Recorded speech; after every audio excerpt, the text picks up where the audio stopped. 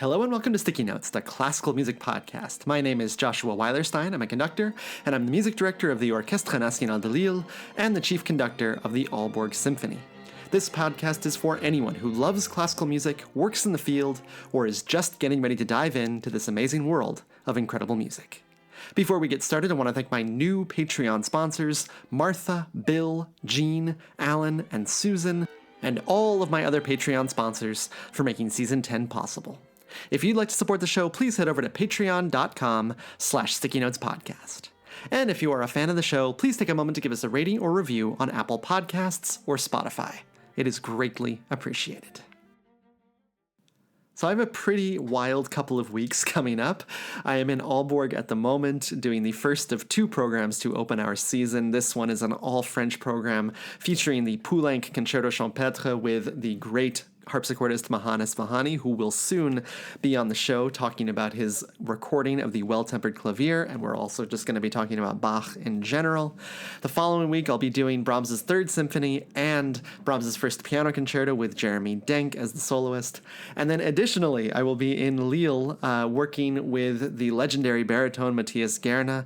He is going to be singing a set of songs from Mahler's Des Knaben Wunderhorn, and we're also going to be doing a bunch of Ravel on the second half of that performance. So it's a pretty intense couple of weeks, but in the meantime, I'm really happy to share with you this episode about an unknown, in some ways, composer, a very underrated composer. I really hope you enjoy this episode.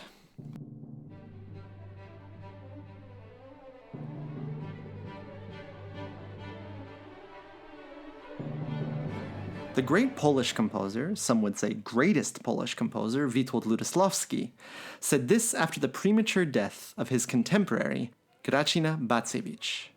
Quote, "She was born with an incredible wealth of musical talent, which she succeeded to bring to full flourish through an almost fanatical zeal, an unwavering faith in her mission.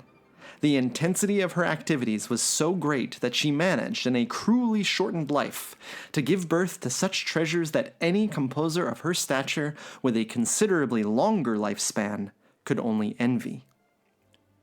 Bacewicz is a name that is probably not that familiar to you, but during her lifetime she was an extremely popular composer in her native Poland, and across Europe as well. In the United States, her music has been rarely performed, though this has started to shift thanks to a renewed interest in female composers of the past. This new look at Bacewicz has revealed an incredible wealth of music. Bacewicz was one of the most prolific composers of the 20th century, writing over 200 works for all different combinations of instruments. Though as a virtuoso violinist herself, the violin is heavily featured across her music, something we'll get into today. Bacewicz's style is hard to pin down. Some call it neoclassical, but the main thing that I hear in her music is a sharp originality that permeates everything she wrote and makes her compositions a thrill to listen to. The vitality, energy, and creativity that embodies Bacewicz's works will be the main part of the show today, as we'll go through a set of some of her most representative pieces that I hope will enter the standard repertoire of performers all over the world, even more so than they already have. So join me today to explore the life and music of this unfamiliar but vital 20th century composer, coming right up on Sticky Notes.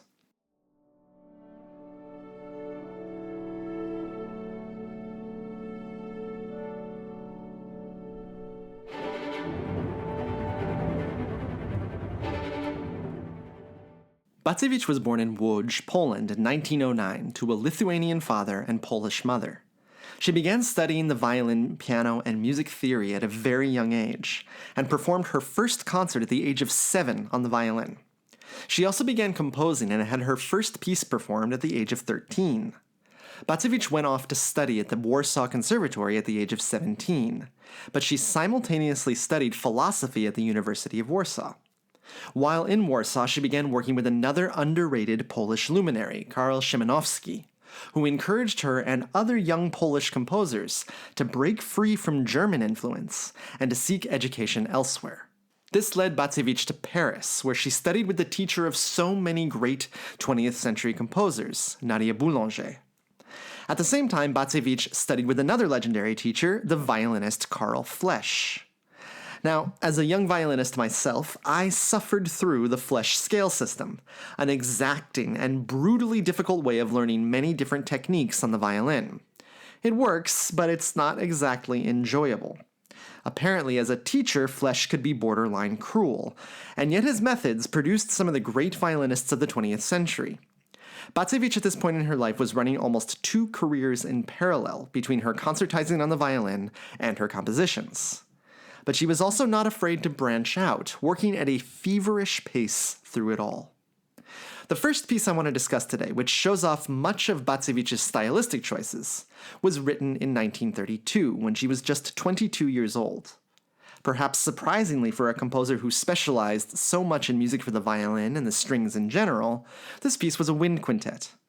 For those not familiar with the formation of a wind quintet, it generally features a flute, oboe, clarinet, bassoon, and French horn.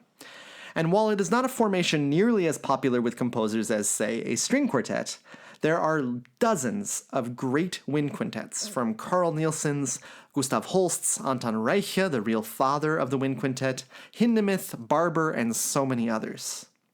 The wind quintet formation allows a composer to explore all the different facets of wind instruments, from lyricism all the way to brilliant virtuosity. And virtuosity is the name of the game early on in this short but punchy quintet in 4 movements.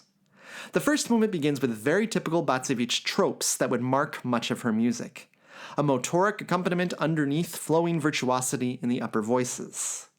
Add to that a spicy sense of irony and sarcasm, and you get that neoclassical flavor of Bacewicz's music. Here's the beginning of the piece, performed in this recording by the Krakow Golden Quintet.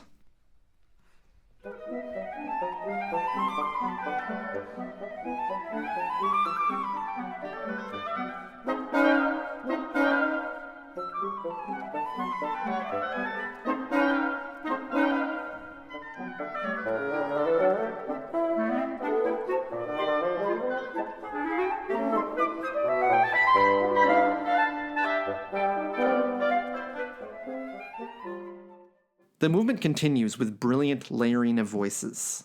The flute plays picky and jagged notes extremely high up in their register, but this is an accompaniment to a steely melody played by the oboe, which is itself accompanied by the remaining 3 instruments playing a merciless rhythmic ostinato, a repeated rhythmic figure. The main characteristic of the opening section of this first movement is this steely mood. But in the second section, Bacewicz really shows off her creativity. Over the top of a slightly humorous and angular accompaniment in the bassoon, the rest of the quintet enters on brilliantly vague harmonies, creating a sense of pleasing unease, as if we are waiting for something.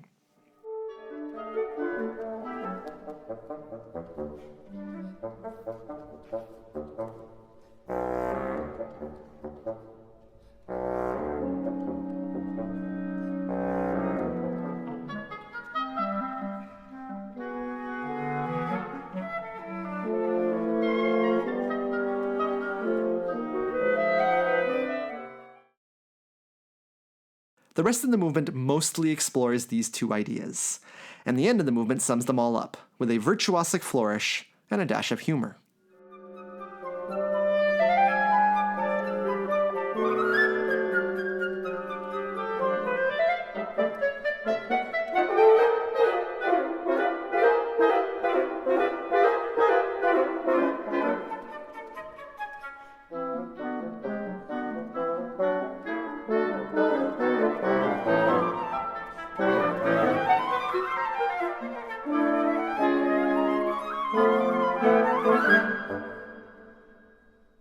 The second movement begins with what I assume is an homage to the beginning of the second part of The Rite of Spring of Stravinsky.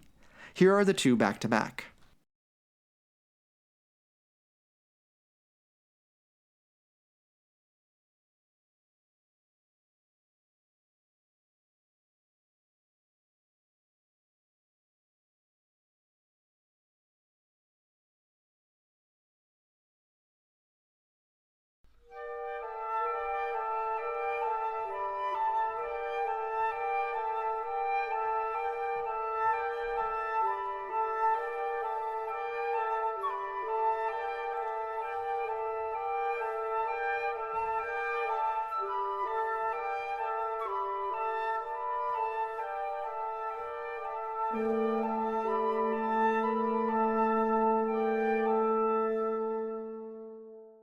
But soon a new color appears that we haven't heard in the piece so far, a gorgeous and spacious solo for the French horn. Solo textures haven't been heard at all so far, so this is a time-stopping moment.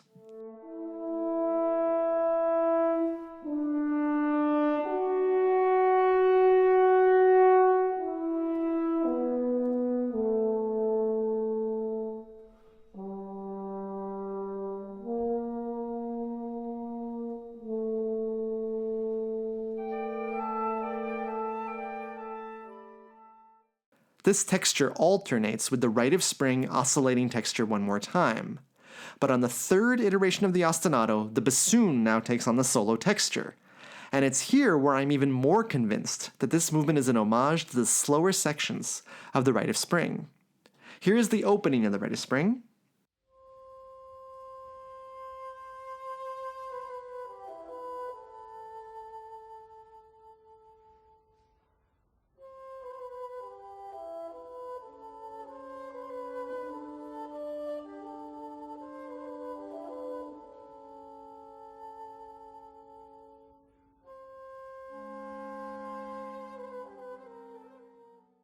And now the bassoon moment in the Bacewicz.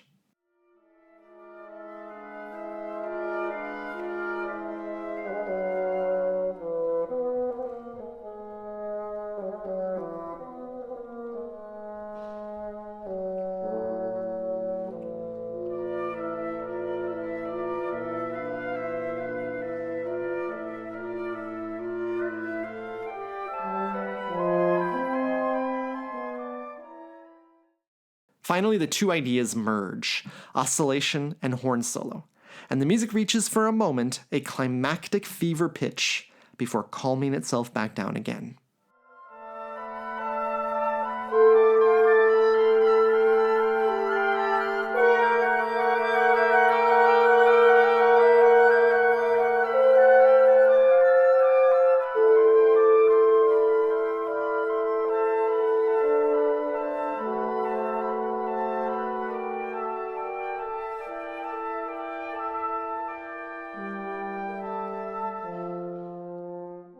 It is in this air of mystery that the movement ends. It's an elusive movement, one that is more about atmosphere than emotion, but the atmosphere that it creates is unsettling, a combination of peaceful movement but with dissonant and unresolved harmonies.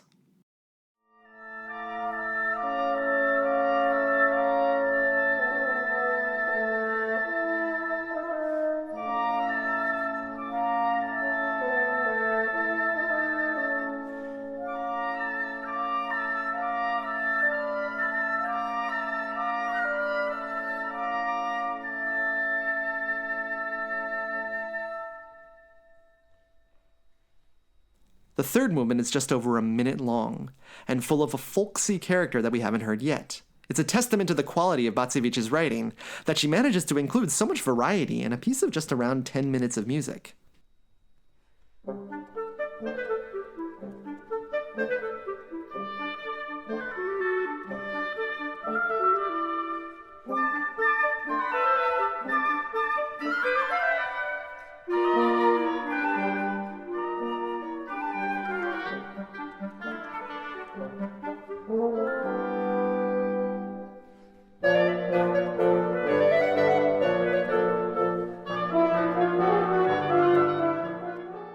The last movement is also extremely short, and is back with that neoclassical excitement of the first movement, except at a slightly faster tempo that ratchets up the excitement even further. Now, I wouldn't describe this piece as a masterpiece, but it is a remarkable show of precocious talent from a young composer finding her feet, and the charm and creativity of this wind quintet places it as one of the more underrated contributions to the genre.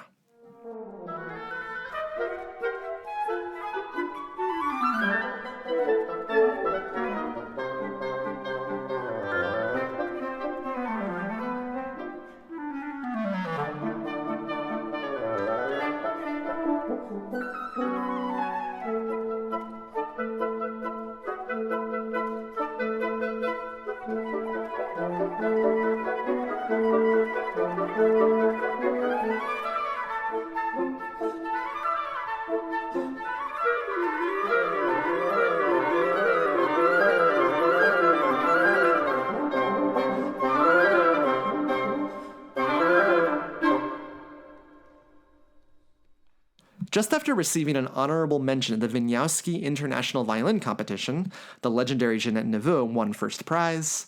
Bacewicz was invited to be the concertmaster of the Polish Radio Symphony Orchestra, where she premiered her own first violin concerto.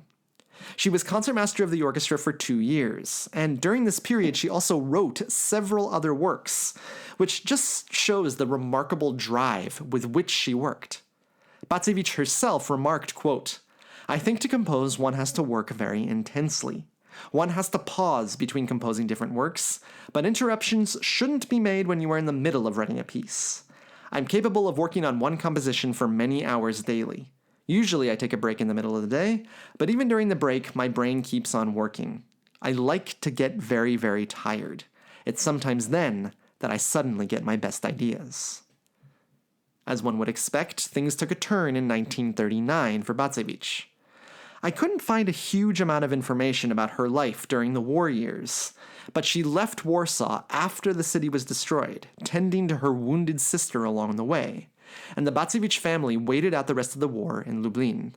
Throughout the war, Bacewicz performed in secret concerts and composed furiously, writing a string quartet, a solo violin sonata, a first symphony, and a symphonic overture, which is the second piece I want to discuss, and perhaps the piece that is the best known of hers, since it is a spectacular showpiece overture for both orchestra and audience alike, and packs a massive amount of energy into just 5 minutes of music.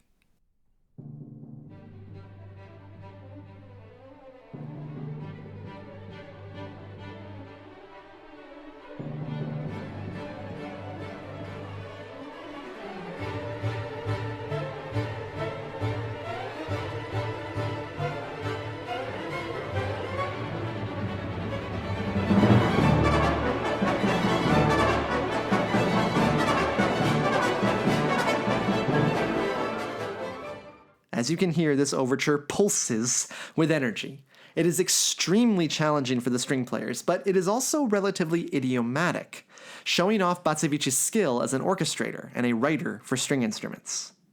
There is a vitality here that is present only in the most thrilling of music, a kind of energy that threatens to lift you right off your feet.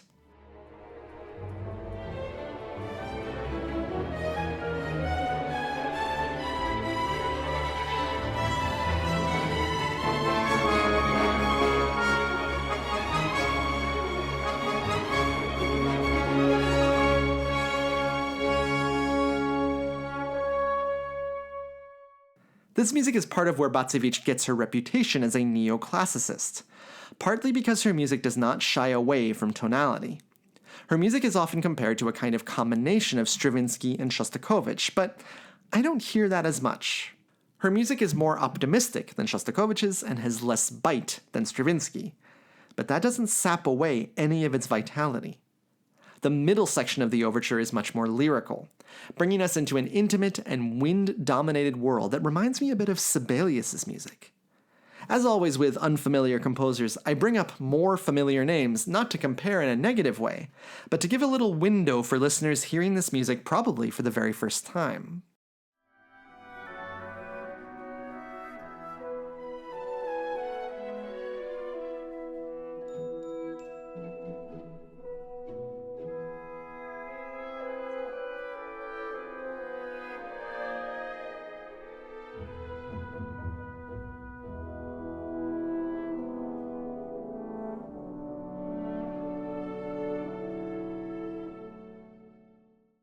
Everything in this piece is brief, with this gentle andante immediately being thrust aside by the low strings, who bring back the driving music with glee.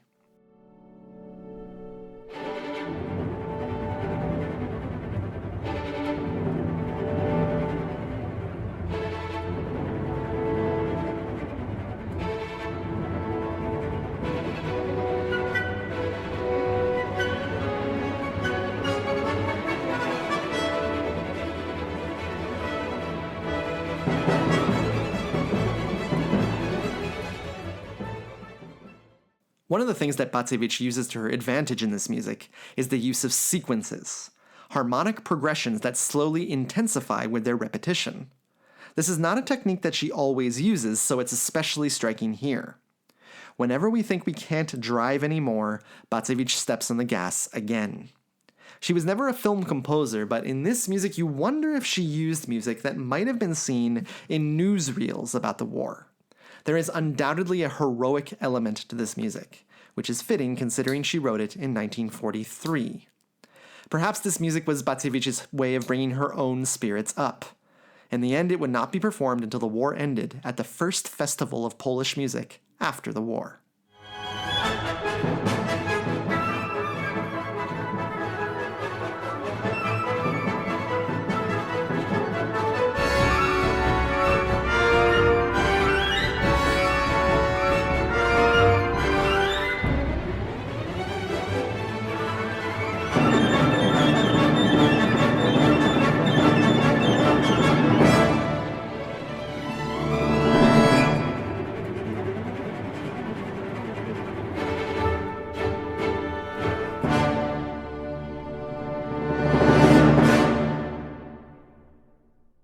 As Poland came under Soviet influence after the war, artistic freedoms were tightly controlled.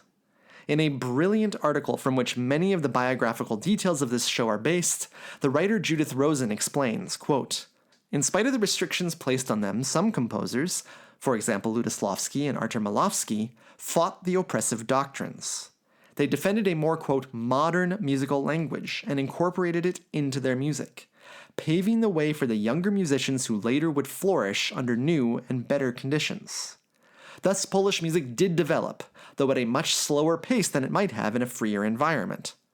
Clearly, in spite of the creative and cultural vacuum that existed in Poland during the decade after the war, some composers were able to pursue their inner calling and their craft. Of the excellent works which emerged, the compositions of Bacewicz were at the forefront." In 1948, Bacewicz wrote perhaps her most well-known piece, the Concerto for String Orchestra. I've mentioned the term neoclassical a few times today, but for many people this term is way too vague to describe most composers' music. The idea of looking back in order to write music that reminds us of the period of Haydn, Mozart, and others was present during the 20th century, but it's important to emphasize that this was running in parallel and sometimes in direct confrontation with the rise of atonality. Neoclassical became a kind of substitute word for tonal, and so composers as varied as Prokofiev, Copland, Stravinsky, and others were all described at one point or another in their careers as neoclassical. Lutoslawski, for example, did not like this term very much when it came to Bacewicz, and he had this to say about her Concerto for String Orchestra. Quote, "Concerto for Strings is probably the highlight of that no-nonsense period, which encyclopedias simplistically refer to as neoclassical."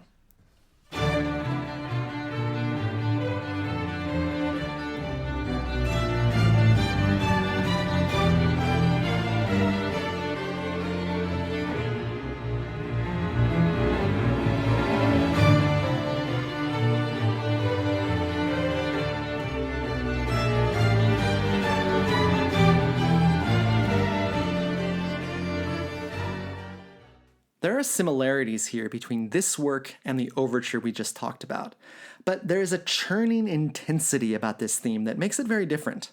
There's drive, but also a kind of heavy power that gives the music presence as well as punch.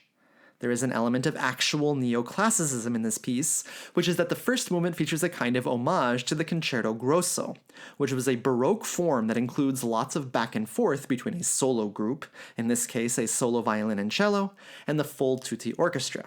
We hear this right away as the two soloists emerge from the texture to ruminate on the intense opening idea.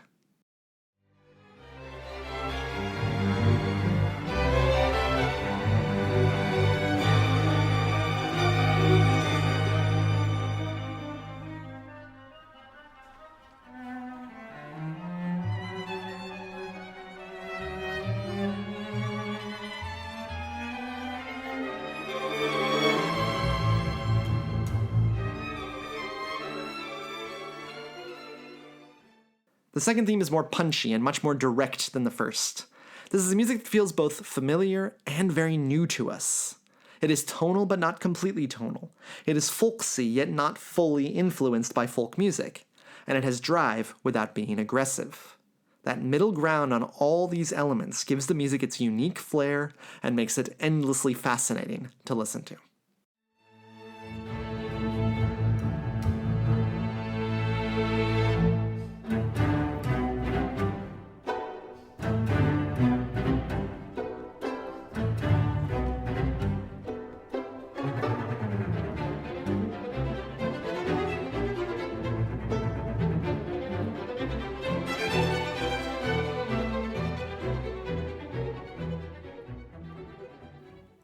After a churning development, the return to the recapitulation is absolutely thrilling. Here, Bacewicz puts all the elements together. The falling line that marked the solo passages, the driving heavy opening theme, and the angular music that marked the second theme. One of my favorite things about Bacewicz's music is her sense of proportion. The Concerto for String Orchestra is less than 15 minutes long, and so is quite compact. Bacewicz knows how to use her ideas for exactly the right amount of time so that they never lose interest for the listener. So often, composers feel pressured to write epic works that explore every facet and more of their themes. But this is not always necessary, as proven by Bacewicz.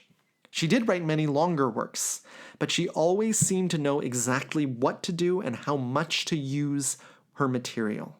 And the Concerto for String Orchestra is no exception.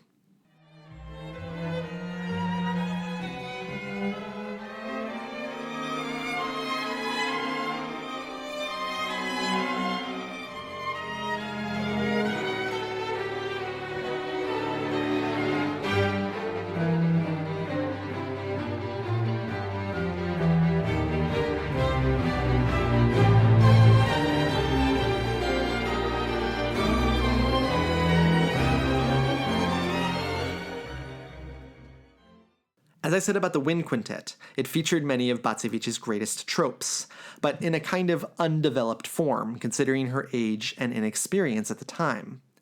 Here in the slow middle movement of the Concerto for String Orchestra, the oscillating ostinato that marked the slow movement of the Wind Quintet makes a kind of return, but in a much more fleshed out and powerful way.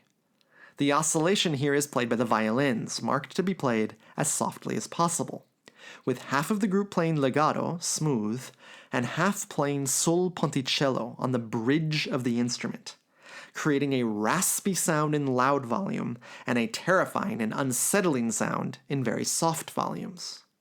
This color is brilliant and immediately takes us into the world of the slow movement. A solo cello plays a mysterious and lamenting theme over this oscillation, and is soon joined by violas and then the basses. Once everyone is in, the texture is utterly gorgeous and unsettling at the same time.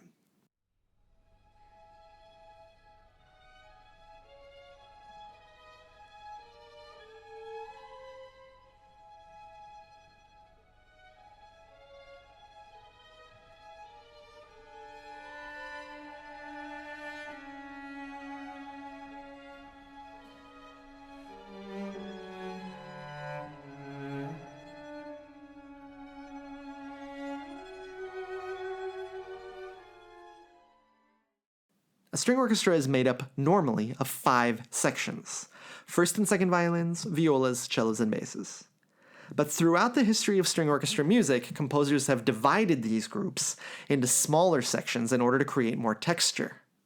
Bacewicz does this at the climactic moment of her A section of this slow movement, dividing the 5 parts into 12 distinct lines, creating a dense and powerful texture that is a complete contrast to the mysterious opening. The emotions in this music are not easy to discern. They are in the eye and ear of the listener.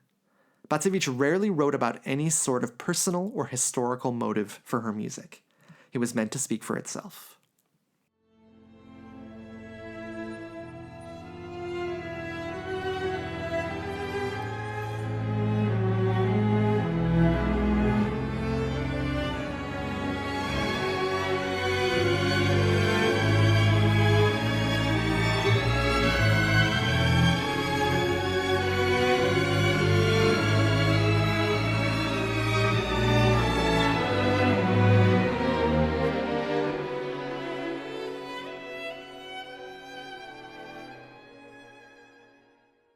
The middle section of the movement leaves behind this dense texture, and instead features more interplay between solo instruments and the tutti group. The music is much more fragmented now, and seems to be trying to find its way back to the A section.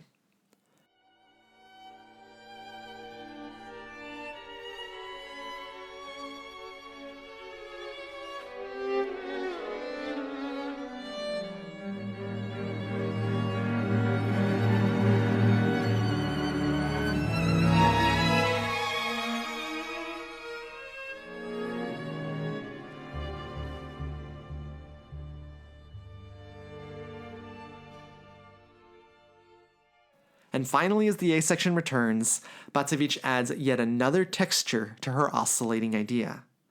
To the legato and the ponticello, Bacewicz adds pizzicato, plucked strings, which adds a bit of steel to this music, as if the agonized climaxes of the earlier section infected this music with something more dangerous than it had at the beginning of the movement. The last movement returns to Bacewicz's energetic mood, but for the first time in the piece, as we've been exploring, we get a bouncy and light 6/8 rather than the driven 2/4 music we've been hearing. This music is like Mendelssohn's Midsummer Night's Dream through the looking glass.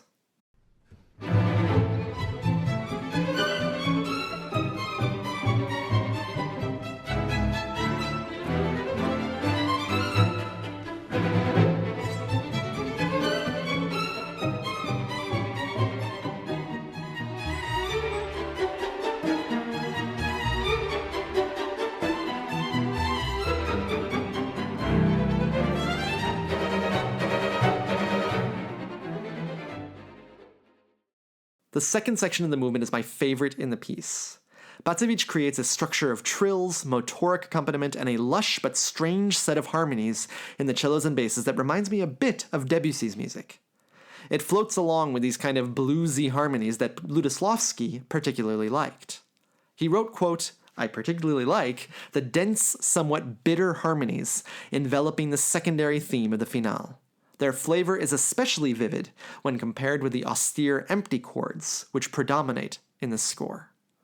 What does he mean by empty chords? Well, these are those chords from the first two movements that hinted at tonality, but then strayed away from it. Here, the cello and bass harmonies are clear, but Bacewicz obscures that with the strange accompaniment.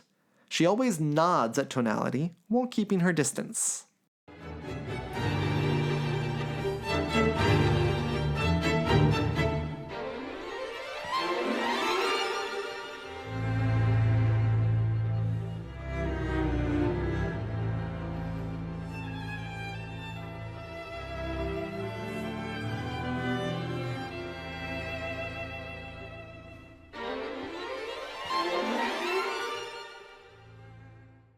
As the movement in the piece nears its end, the characteristic Bacewicz drive starts to return. The music keeps interrupting itself, rapidly switching between moods, and either a clear sense of harmony or wild dancing, until it finally returns to where we started all along at the beginning of the piece.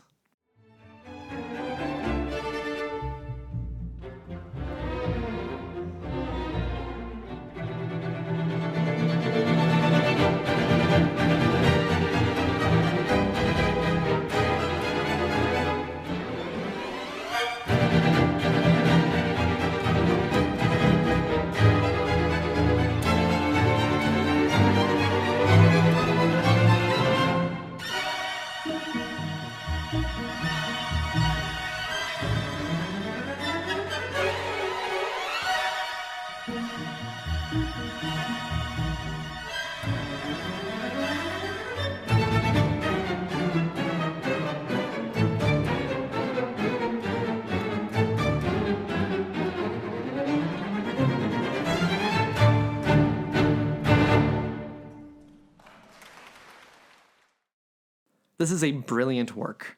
I've never actually performed it, partly because it's so unbelievably difficult for the string players to pull off on not a huge amount of rehearsal time, but it's a piece that I'm planning on programming in the future and that I'm sure both the audience and orchestras will love. Let's keep going in the timeline now. The final piece I want to discuss today is Bacewicz's fourth string quartet, which was written in 1951 and received the first prize in an international composers competition in Liège, Belgium. Bacewicz described the piece in the typically dry way most composers describe their music. Quote, "The quartet consists of 3 movements. It uses all instruments, and the melody features elements of folklore." That folk music element is a huge part of the piece, but the introduction of the first movement, which is in a kind of typical quartet sonata form, wouldn't give that influence away at all. Instead, we are treated to a slow but inexorable crescendo, with music that plays inside and outside the bounds of tonality.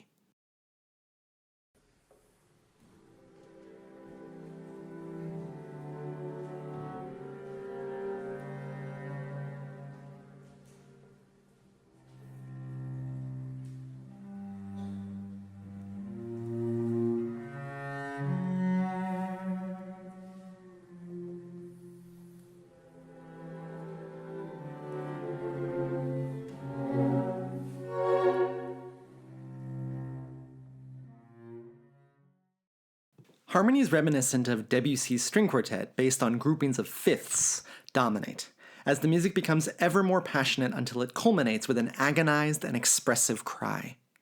One of Bacewicz's greatest talents is her ability to immediately draw us into her world. We're only a minute into the piece, and yet we're hooked.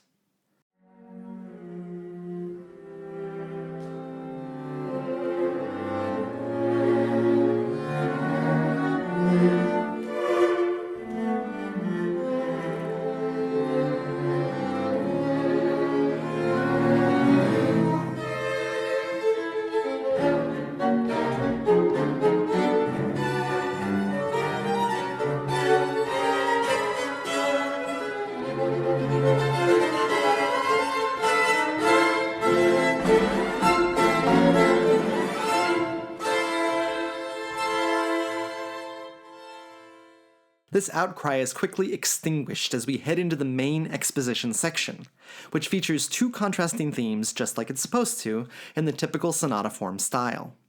In this way, Bacewicz was following one of the great masters of the 20th century string quartet, Dmitri Shostakovich, who often wrote innovative and creative quartet music within the structures of the past. In Bacewicz's case, the folk music influence now begins to appear with a beautiful melody played by the first violin. But this is not folk music in the sense of rollicking energy and dance music like we might expect in Bartók's music or Kodai's music. This is more of a folk melody than a dance, and it has a gorgeous plaintive quality that Bacewicz expands on effortlessly.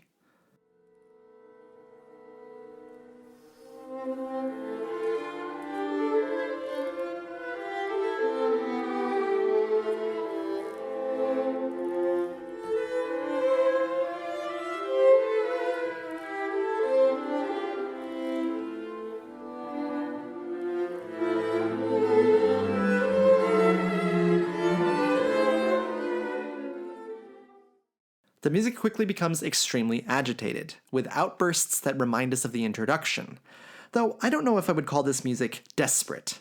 In a similar way now to Bartók, Bacewicz blurs the lines between passionate dance music and expressive cries. It's up to the listener to decide which is which, or perhaps it's both.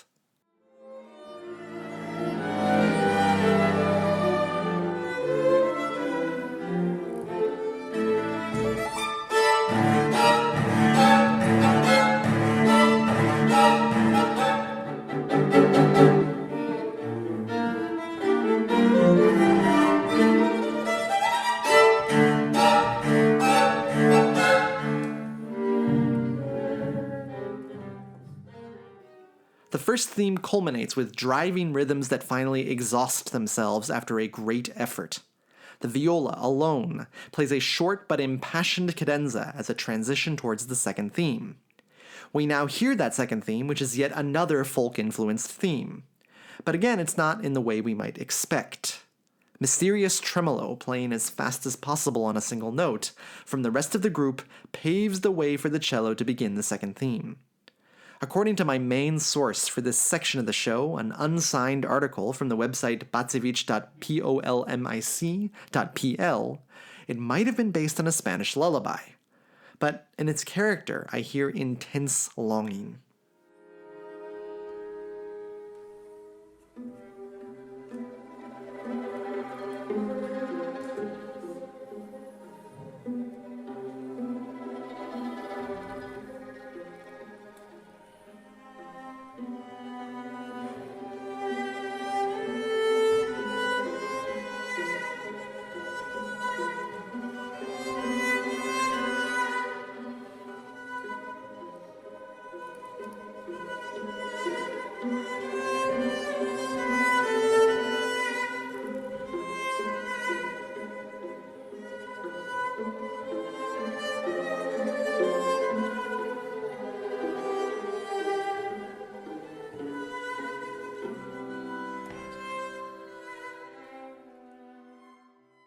The end of this second theme features the most clearly tonal music of the movement so far, but it is always tempered by harmonies that invade that tonal comfort. And as the development begins, that barely concealed agitation we have been feeling throughout the piece now begins to rear its head. Over a motoric accompaniment, the driving music from the introduction returns, infusing the music with anxiety.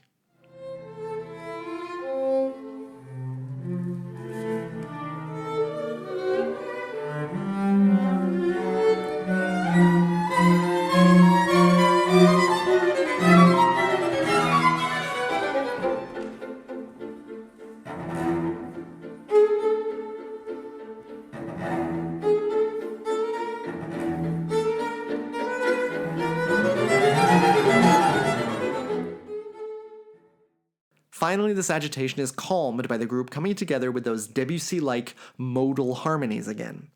A solo cello now takes charge of making the transition for the group, and we return to the recapitulation, relieved but unsettled by the drama of the development.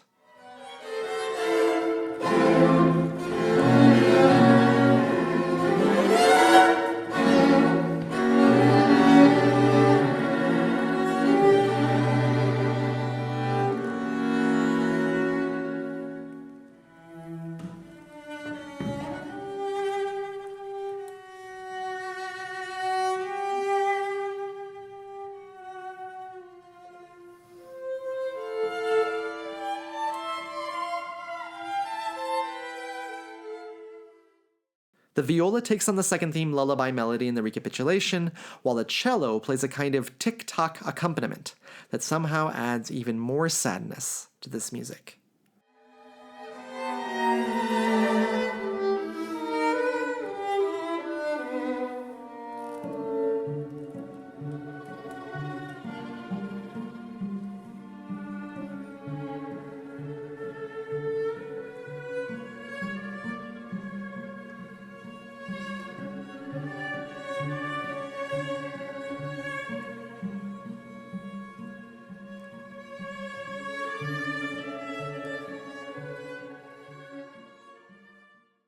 The coda of the movement is extremely short, lasting less than a minute.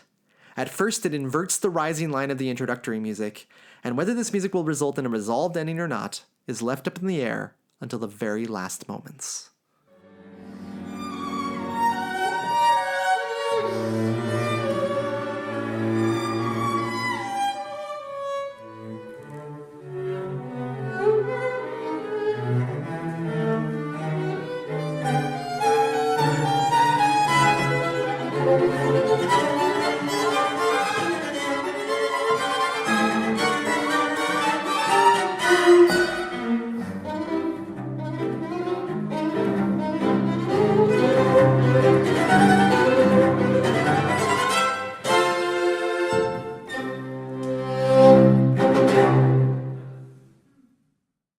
The middle movement is the slow movement, and at the beginning you would not be entirely wrong if you thought you were hearing a version of Bartók's night music in one of his quartets.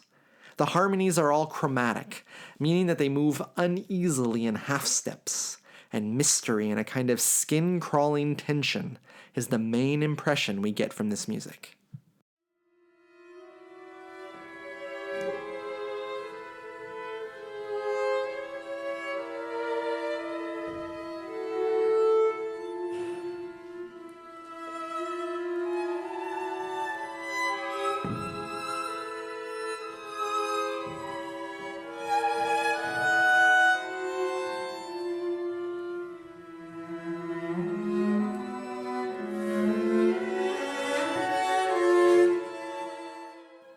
But soon Bacewicz's voice emerges, and it is a surprisingly sweet and lyrical one.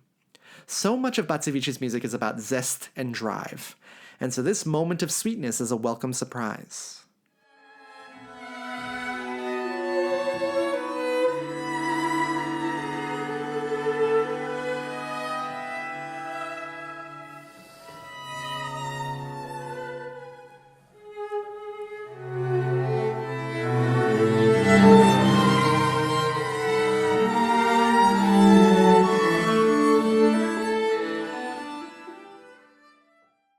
But this character does not last long.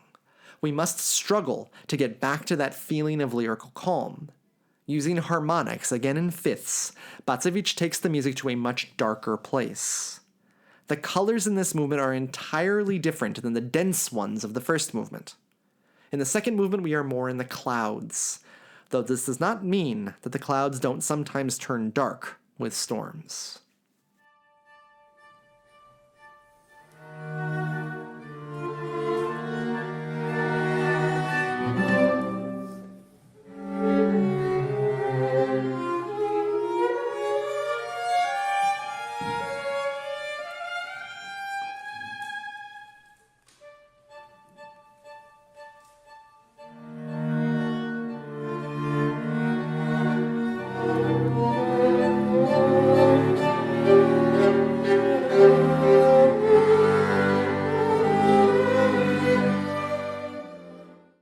This struggle culminates with music that comes very close to violence.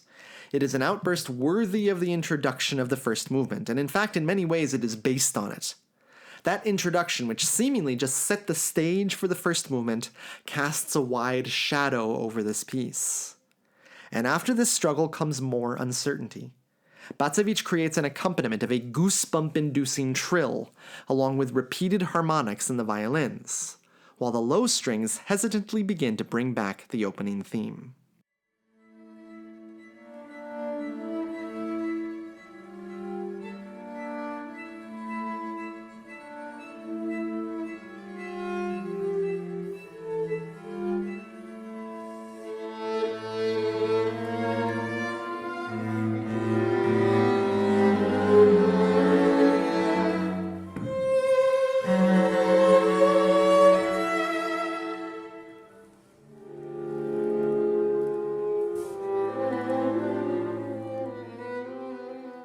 The truth is, in the end, that even though the music becomes extremely expressive again, we are never able to fully escape the uncertainty and underlying anxiety of the accompaniment. Even the end of the movement, which ends in a major key, features all of those ostinato, repeated accompaniments, so that even the sweetest of endings comes with more than a little bit of bitter aftertaste. This is an unusual movement where emotions are constantly in flux, with an increasingly futile hope for resolution.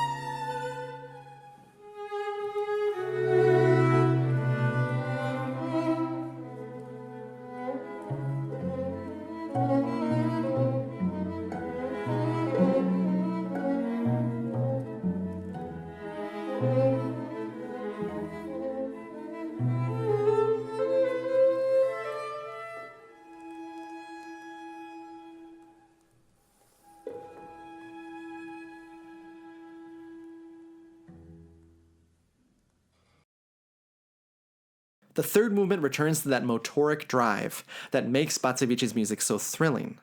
This is where the folk music element of the piece comes out most vividly, with music that is unashamedly joyful and even funny. There is a rollicking quality here that doesn't fail to put a smile on my face every time I hear it. Look out for all the rhythmic games Bacewicz plays between music in 6/8 time and 2/4 time.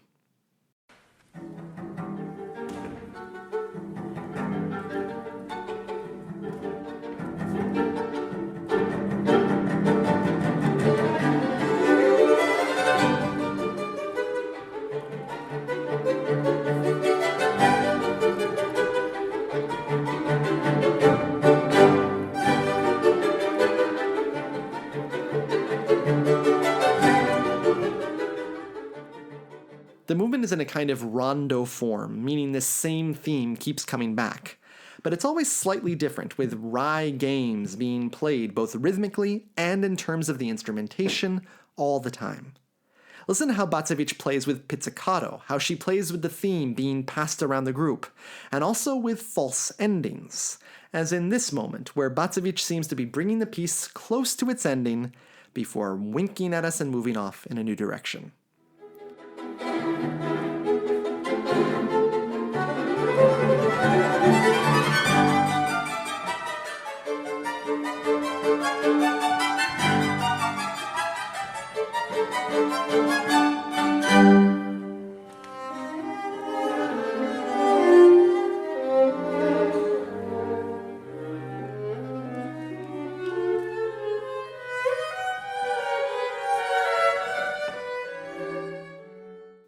In the end, we get one of Bacewicz's characteristically thrilling endings.